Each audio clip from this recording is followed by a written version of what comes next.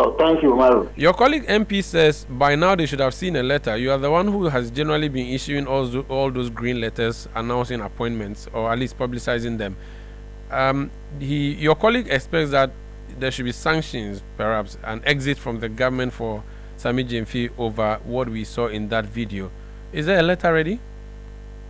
Well, let me say that generally, as a government, we respect the sentiments of the people of Ghana. We know that since the airing of the video in question, various sentiments have been expressed.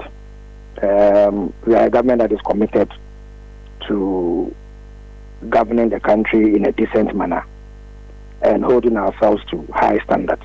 So we take on board the concerns that the public have raised. It only also shows that people expect a marked departure from the free-for-all that happened under the NPP administration. It is a part of the reasons why the Chief of Staff took the step that he's taking today. And as you rightly indicated, once the President returns, he will be briefed for any further positions to be canvassed on the matter.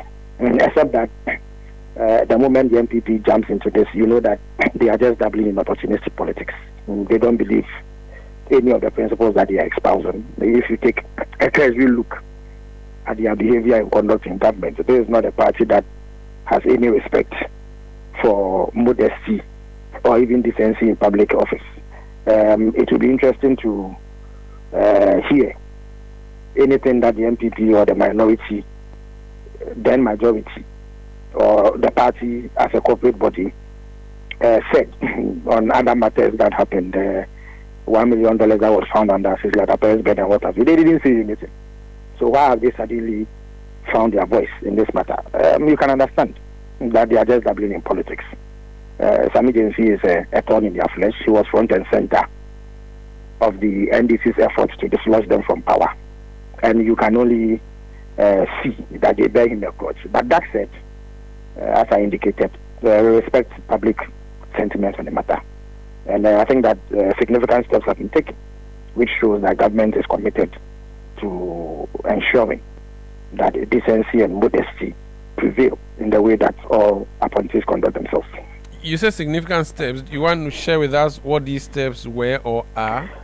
Well, to begin with, Mr. Sammy Gyamfi himself has taken a bold step to indicate that he has reflected about the matter and perhaps given the opportunity, he may do things differently. That in itself is in consonance with the provisions of the Code of Conduct. The fact that the Chief of Staff summoned him to the presidency today is in itself an indication the government is interested in finding out what has happened and seeing what can be done to remedy the situation. So when I speak of significant steps, these are steps that one can acknowledge. These were clearly missing when President Akufo was in power. The NPP that today seeks to play politics with this matter and jump into it didn't do any such thing. We saw impunity, abuse of power, total disrespect to the people of Ghana, which did not attract any form of scrutiny from the government of the day or the president of the day. So we remain committed to ensuring that the right things are done in governance. So he has met the Chief of Staff, and then what happens next? What next? Well, you put out the information accurately that the president, who happens to be on an external assignment, once he returns, will be briefed on the matter, and further discussions on it will be communicated.